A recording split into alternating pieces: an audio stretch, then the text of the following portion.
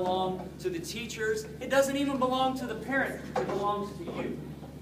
However, when you see folks leading CPR or leading community meetings or conducting binder checks, the adults are the ones who are doing it. So we say it belongs to the students, but the adults are doing a lot of the work, so it's a problem that we need to fix. So that's the purpose of this leadership continuum, is a way to give students more ownership of their school. We have scholars who've been through the process of I don't know what the right word for it is, the initiation process in order to qualify for this component of the leadership program, and so we want to honor them today. Before we begin, we will do what we normally do at the beginning of CPR, at the beginning of community meetings. Scholars, please stand for your scholars tree.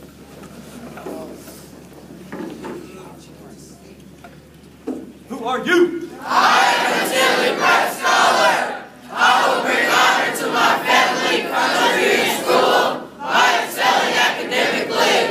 I will exhibit the timeless qualities of a genius and a gentleman. I do not lie, cheat, or steal, and I am always accountable for my actions. I will seek the mantle of leadership and be prepared to uphold excellence at the prep. May I always believe in myself and always follow this creed. Because we are sons of excellence. Have a seat, gentlemen. Mr. Jones is going to explain to us the next portion of this presentation. I turn it over to Mr. Jones. Gentlemen, so the next portion of this presentation has everything to do about what our leadership is about. The first thing I want to tell you is we have 8 young men who will be clarified or defined as leaders in our community today. But I want to tell you about what makes them leaders. The first thing I want you to know is it doesn't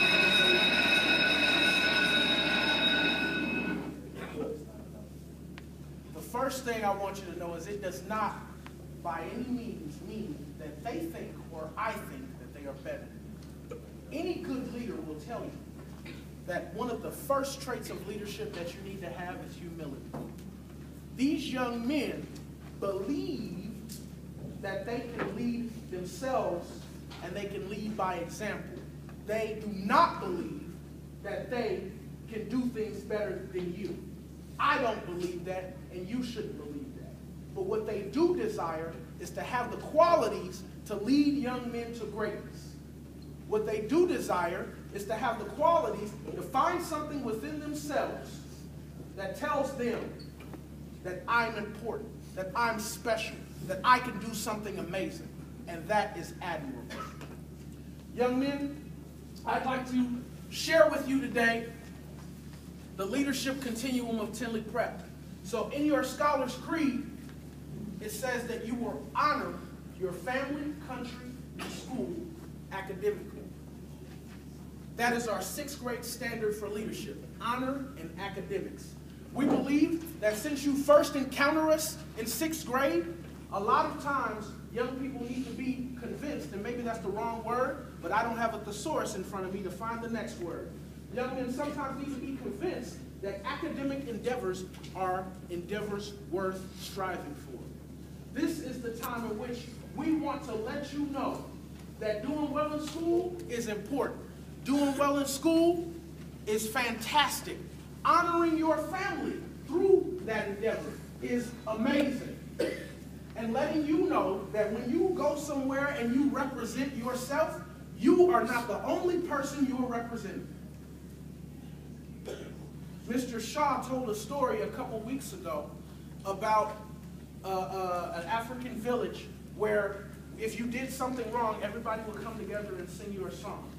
One of the things that stuck out to me, and the reason why people will come together and sing your song, is because at that moment, you as a person refuse to honor or represent that village with your actions. And so honor is a huge part of what we expect of leaders in the 6th grade. And when I say leaders, I don't mean the people that will be up here today. I mean each and every one of you.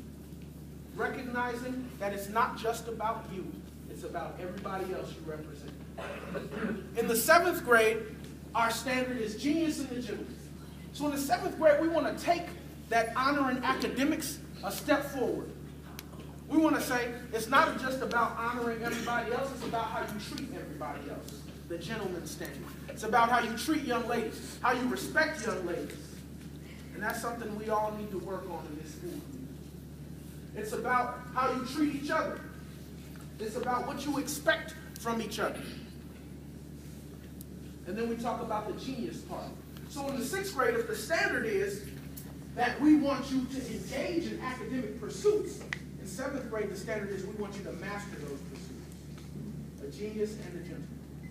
In the 8th grade, our leadership standard is that we will seek leadership.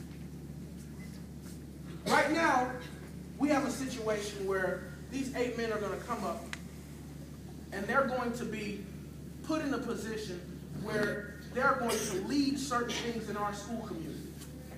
A part of that position is because their parents wanted to do it. Some of it's because they wanted to do it. Some of it's because their teachers encouraged them. Some of it's because I encouraged them. But when you get to the 8th grade, the standard is you will seek out opportunities. You will be the one trying to find ways to lead people. You will be the one that is setting trends. You will be the one that is inspiring other people to do great things. When you go to high school, we don't have time for you to be a step-back leader. You don't have time for you to be a step-back leader. You need to be the type of person that has a conviction about something and goes for it. And if somebody dares to try to waver your conviction, you have enough foundation and fortitude to say, I'm going to do that thing no matter what. I want to study chemistry. Chemistry teacher tells you, well, I don't think that's your thing, son. I don't know if that's what you're set out to do. But you're a leader, so you're not going to step back. Your foundation is too strong for that. You seek leadership. And so when something like that comes your way, you have no choice. It's in your DNA now. It runs through your veins. You have no choice but to say, I'm going to blast through that ball, and they can't tell me what I can't do because I know where I'm going. Because in the 8th grade, the standard was to seek leadership, not to let somebody thrust it upon me. Gentlemen, those are our standards for our leadership at the Tilley Preparatory Academy. But at this time, we want to talk about what some of the traits are for those standards. And number 1, please stand. Number 1, a leader is a leader in role, Number 2, if your actions inspire others to drink more, learn more, live more, become more, you are a leader. Number 3, he who has never learned to obey cannot be a good commander. Aristotle. Number 4, Joseph as your commander is not where he stands in moments of comfort, but where he stands at times of challenge and controversy. Number 5, where there is no vision, the people perish. Proverbs 29:18. Number 6, I light my candle from the torches. Robert Burton. Number 7, he who has learned how to obey will know how to command. Solomon. Number 8, it is a terrible thing to look over your shoulder when you are trying to lead and find no one there. Franklin Roosevelt. Number 9, leaders are born, they are made. They are made just like anything else. Hard work, and that's the price we'll have to pay. There you go. It's fun. Number 10, there are 3 essentials to leadership: humility, clarity, and courage. Fushan Yuan. Number 11, the supreme quality of leadership is integrity. Dwight Eisenhower. Number 12, know your leadership is everything. Michael Jordan. Number 13, the growth and development of people is the highest calling of leadership. Harvey Firestone.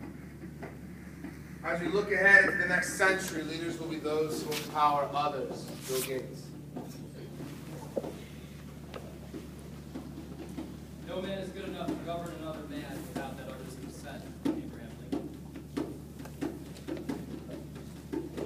All people with the red quotes, please stand.